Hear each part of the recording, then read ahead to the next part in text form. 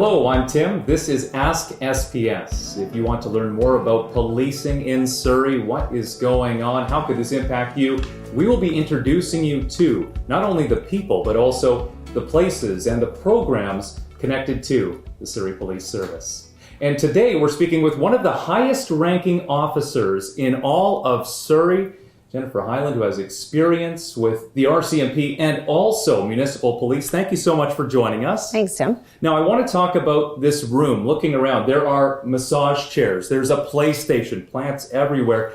There's a reason for this. This room matters, and we'll talk about that in a moment. But I do want to introduce you fully because you are a deputy chief. You were actually the first deputy chief at SPS. So what made you decide to move your career here? Well, that's a good question and a loaded question because I think timing is everything. And that's the thing that I'm starting to find out about as we build SPS. It seems to be something that's coming and it just speaks to people at a certain time in their life or their career, what's going on with their families.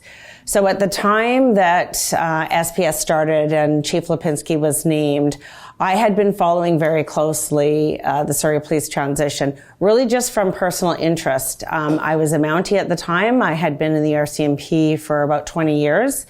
Prior to that, I had been in New West at the start of my career. So I went to the JIBC. I worked in New West for almost 4 years. So I had lived kind of both experiences. And so when the timing happened, I was really at a stage in my career where I was looking for something that was going to bridge me into an inspiring experience at the end of my career. I had been a patrol officer. I had risen through the ranks. I had done a lot of serious crime investigations. I'd been very involved in child abuse cases. And then as I became more senior in policing, I started really paying attention to the impact on the human beings around me, not just their families, not just my colleagues and friends, but even recognizing changes in myself. And so I was hitting a point in time where I was really looking to see what kind of change could I affect in the RCMP. And I was considering my options as far as whether or not I was actually going to just leave policing altogether and focus on supporting human beings that were in the career in some other manner, whether it be health, wellness, leadership development, helping women advance through the male-dominated environment. We often talk about doing that, but there's not necessarily a lot of effort going into some of those programs. And so I had a few options. There was a few different things I could consider at the time. And one day I was sitting in my desk in Maple Ridge. I was the officer in charge there and the phone rang. It was the recruiting company that was looking to hire for SPS. And they simply said to me, "Are you interested in coming as a deputy chief?" And my answer, quite frankly, was, you know, if I'm Norm Lipinski and I'm the chief, I think I'm going to handpick who my deputies are. And I just said, listen, I know who he is and he knows who I am. And if he's interested in me coming and joining his team, I think that he'd call and ask, but I appreciate you reaching out. And about 5 minutes later, the phone rang and it was Chief Lipinski. He phoned me. And so we had an amazing kind of 30-minute conversation where he asked me if I'd be interested. He shared with me what his vision was going to be. He asked me what I thought my vision in a role here at SBS would look like. And when I got off the phone, I knew that coming to SBS was going to be the right thing for me. So I went through the interview and application process. And yes, to your point, I became the first hire that the chief made. Well, congratulations on that. And you mentioned you have such a focus on mental health of employees. And that's partly why we're in this room. So again, looking around, massage chairs, a PlayStation, video games. What is going on here? Walk us through what this room and why it matters. Right. So it's interesting because health and wellness is not a program. At SPS, it's a culture. It is, we are committed to caring for each other. It's a culture of care. And it isn't just a one-off pamphlet where we talk about, you know, one person being in the program. It is really the thread that weaves through the fabric of SPS. It's health and wellness in how we train and how we deploy and how we support. And so one of the first things that we did is show our commitment to what we mean, in the sense that we didn't just talk about a wellness program. We recruited and hired a team to run wellness as some of the very first hires that we did before we even had hundreds of employees show up. So my belief in wellness and health and culture is you create it and lay it as the foundation before everyone shows up. You don't build a wellness program after you have 1,000 employees there and then you decide you're going to figure out how to care for them. You set up the people in the plan to care in advance of everyone arriving. So this room really ended up being sort of the developmental brainchild of Sergeant Kaylee Patton, who we hired very early on. We interviewed about 15 different people for the role of the wellness sergeant. We were really particular over what we were looking for. And she won that role, and this became part of the project where we said to her, go and think outside the box and think about all the things that maybe we need when we need to decompress, and what is an organization that really puts its money where its mouth is? What does that look like? And so this was originally just a briefing room, and across the hallway we have another briefing room.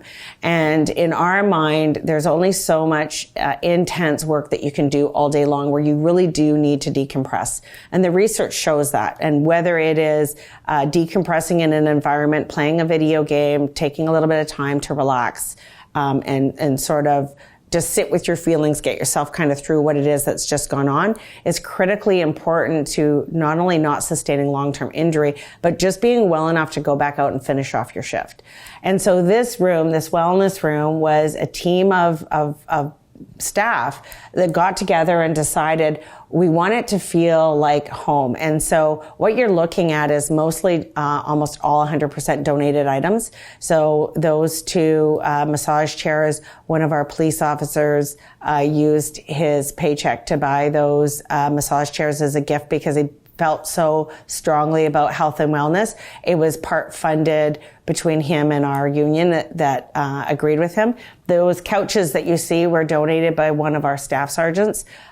She bought new furniture, and so we hauled those in here. The armoire behind us, again, a donation from a member, and same with the PlayStation and the TV. All of the food and the coffee makers and everything are things that are donated where people will go to Costco and just fund putting things in the wellness room. And so at any given day, there will be all different types of staff, police officers, civilians in the room. Ragnar's often milling around. But we created this room very early on, and it's because wellness is not a program. It is a culture and a belief. And so when I hear people talk about wellness programs, I feel like I want to sit down and say, don't call it a program. It is just something that you do. It is just something that exists. And so when you change your mindset about what it looks like and then you take the physical action to do it, then it becomes part of your culture. And that's why you see this room here, and that's why it feels the way it does. It's actually probably, we're outgrowing it a little bit based on our size. At any given time, you can come into the wellness room and there's actually often not a place to sit because there's people in here connecting. So you mentioned it's because of intense work, but also could be because of tragedy. And SPS has only been around about 3 years. And Jennifer, there's already been a loss of a member. What kind of supports are in place for not just individuals to come into a room, but also an organization to heal?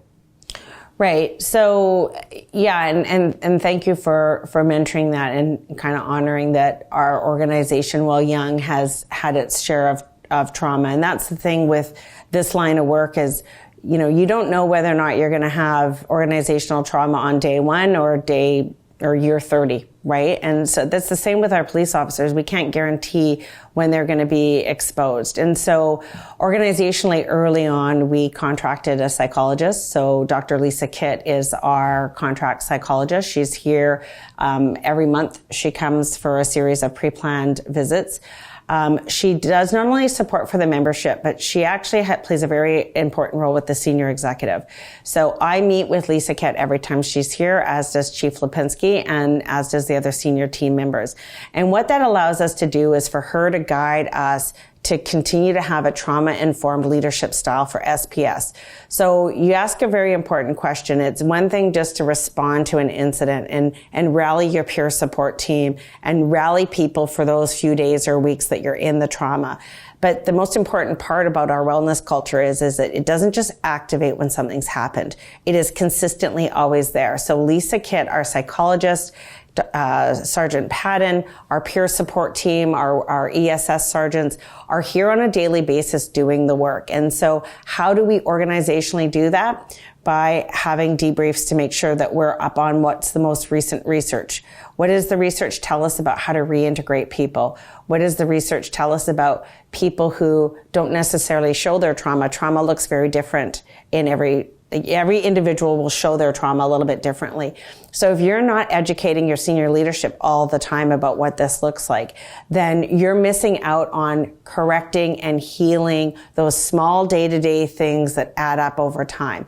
And so it's a whole combination of investment throughout how we training every police officer in trauma-informed practice, training all of our NCOs in trauma-informed practice, consistently having Dr. Kit come out for diffusing. So it's not just about being ready for when the incident happens. It's that every single day you've prepared your membership, your staff, your people for when we really need to gear up to have to deal with a crisis. So at any given time, we have the structure and the people, we know what everyone needs to do, and you don't just do that once a year or once every 2 years. It is the same every single day. It's just whether or not the magnitude is smaller or larger. But there isn't anything different that we conduct or do when we have a crisis than what you would hear or see happening in the hallways here every single day when it's just a normal day.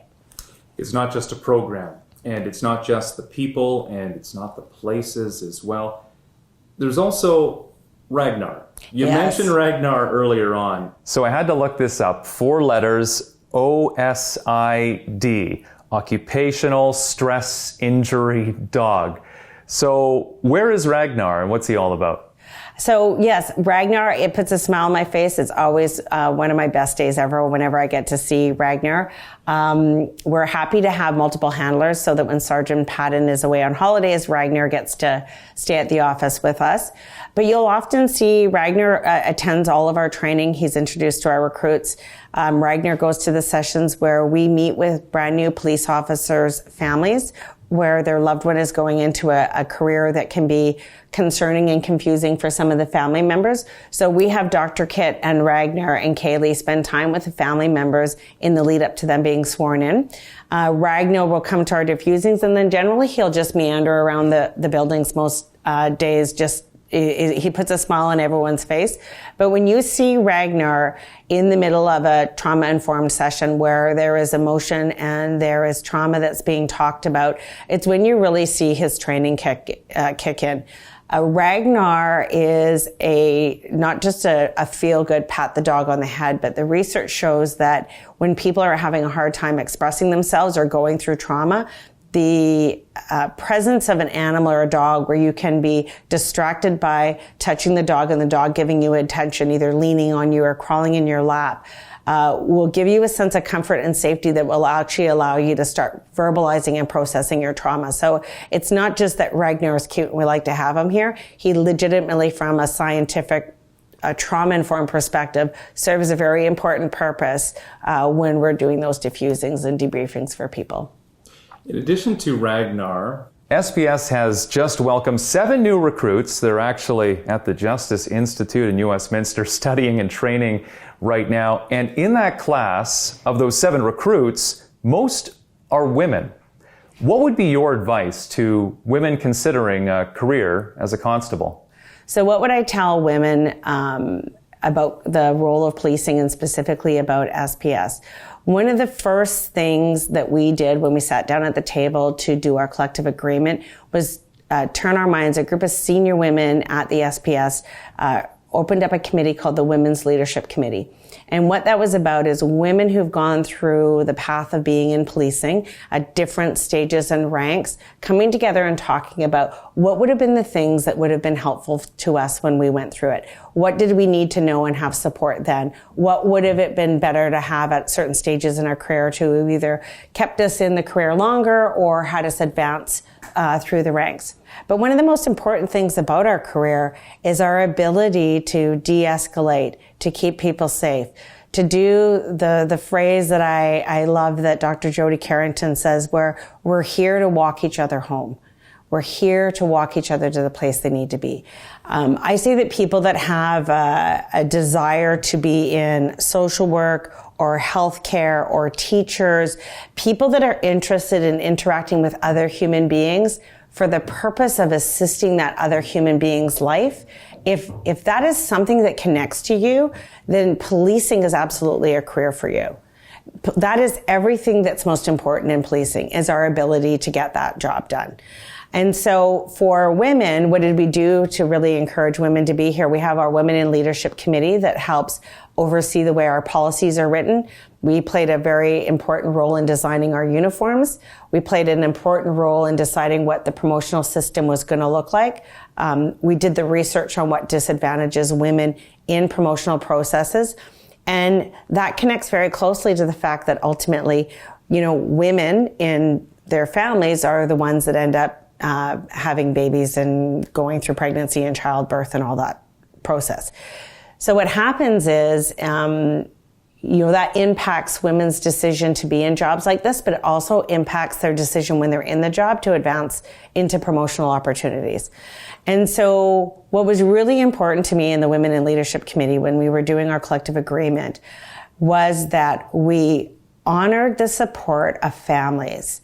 And I don't mean just honored and supported women, that we honored the importance of a child to a parent, whether they are male or female. And what we wanted them to do was be able to have their children and be often supported for that time to connect to their child and spend that year figuring out, connecting with their child, being able to sort out their childcare, and not having to pick between staying home with their child and coming back to work to fund their family because their pay gets cut.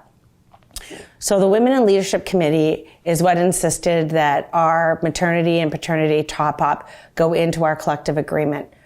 We were the first municipal police agency in this province to do that. And we weren't doing it to try to change other people's minds. We just believed in our core, this is what we want in our organization.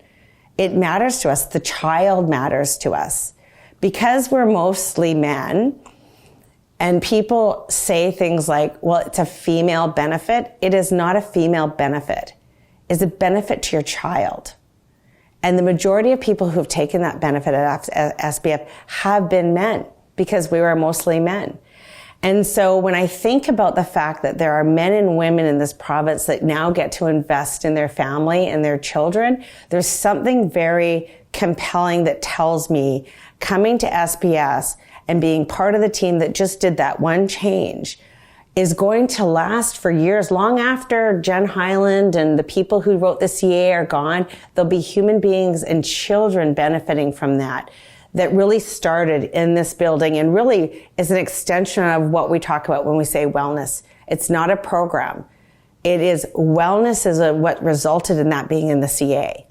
It's about consideration for the human beings. I want people to be able to care for their families so that when they come to work, they can care for your family. If I have helped care for their family, then when you're in crisis and someone's in crisis in Surrey, my team is cared for enough. They know what care feels like, and they go and do that.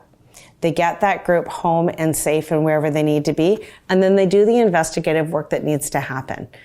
That is our goal. That is the nature of what health and wellness is supposed to permeate throughout an entire organization. And it's as simple as for me to explain it by just explaining that one benefit and why we did that. So this is Ask SPS, and thank you so much for joining us, Deputy Chief Jennifer Hyland. Thanks so much, Tim. For more information, you can go to surreypolice.ca. For Ask SPS, I'm Tim James.